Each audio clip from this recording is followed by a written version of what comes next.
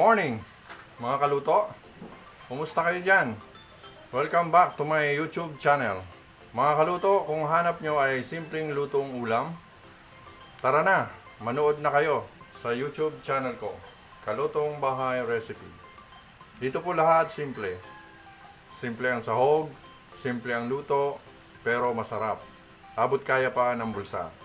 Start na po tayo. Ang lulutuin po natin ngayon ay kinamatisang atay ng manok, puso at balunbalunan. Papakita ko sa inyo ang mga sahog. Ito po, una po, ito po yung atay, balunbalunan at puso ng manok. Ito po ay lalagyan natin ng konting asin. Yan, bubudburan natin. Gagamit po tayo ng olive oil. Yan. So habang hinihintay natin na uminit ang oil, ay papakita ko sa inyo ang mga ingredients. Okay? Tapos na tayo sa chicken. Okay, dito naman po tayo sa garlic, onion, siling haba at siling labuyo, yung pula. Maglalagay din po tayo ng kamatis, bell pepper, at maglalagay tayo ng North seasoning. Siyempre, lalagay tayo ng 1/2 teaspoon lang ng black pepper. Lalagay din tayo ng konting bechin. Okay, yun lang po ang ating sahog. Okay, ito na po, mag-saute na po tayo mga kaluto ng unahin po muna natin mga kaluto. Unahin po natin itong atay, balunbalunan at puso ng manok.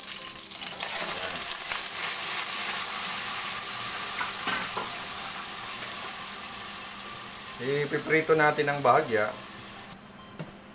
So, hayaan natin mag-simmer ng 10 to 15 minutes. Okay.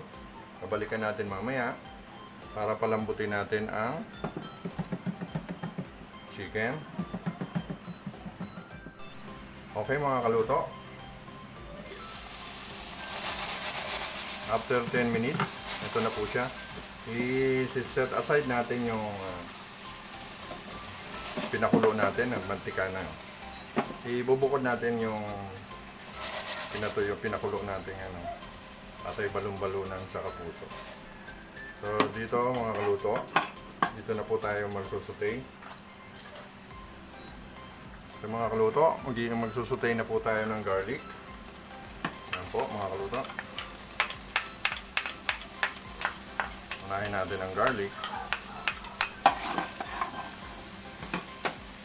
So mag-a-add tayo ng oil. Okay.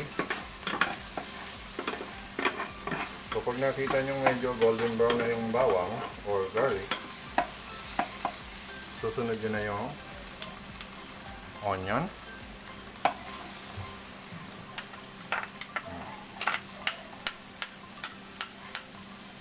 Okay.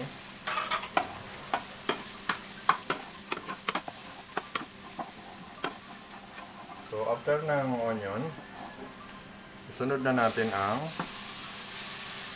kamatis or tomato. Palambutin natin yung kamatis at dudurog-durugin natin para malasa. Okay.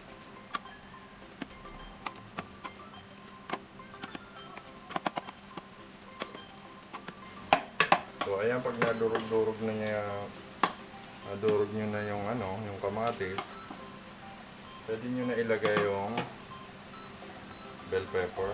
Okay.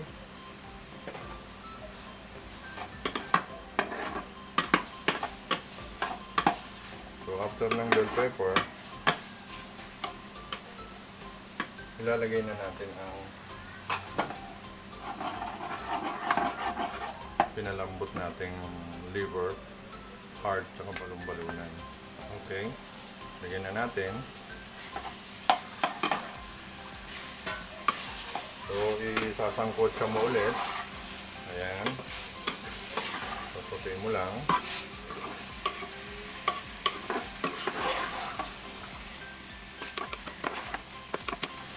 So, ayan. Okay na.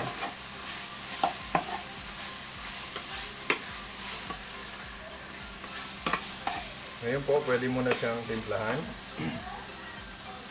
Naglalagay po tayo ng black pepper. Ayan. Lagay tayo ng betchin. Konti lang. Naglalagay tayo ng cayenne pepper. Okay, konti lang din.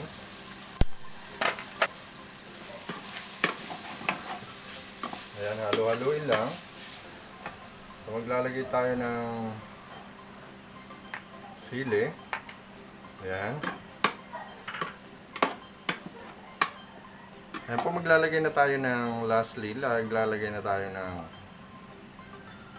seasoning, Knorr seasoning. Okay. Ayan. Okay. Kung wala naman kayong Knorr seasoning, pwede naman toyo or soy sauce. Okay. Pwede naman yun. So, ayan. Hayaan lang natin. Pwede tayo mag-add ng konting water. Okay. Ganyan lang. Mga half glass lang of water. Okay. So, hayaan na natin kumulo ulit ng 5 to 10 minutes. Okay. By the way, mga kaluto, don't forget to subscribe, like and share, at pakikalembang na rin ang kampana para updated kayo para ma-notify kayo sa mga susunod nating video.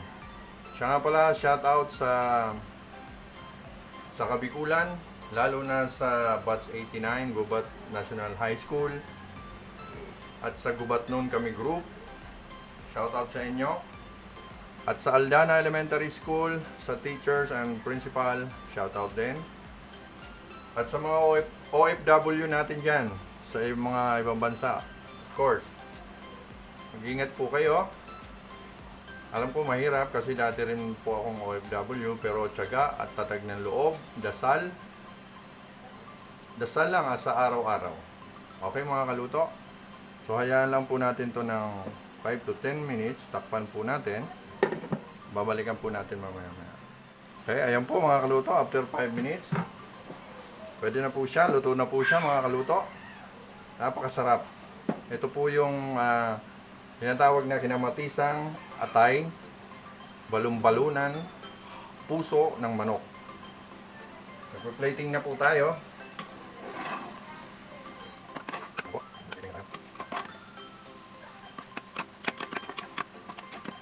Okay mga kaluto, ito na po yung ating niluto, kinamatisang atay, puso at balunbalunan ng manok. Okay? Thank you for watching. God bless. Bye!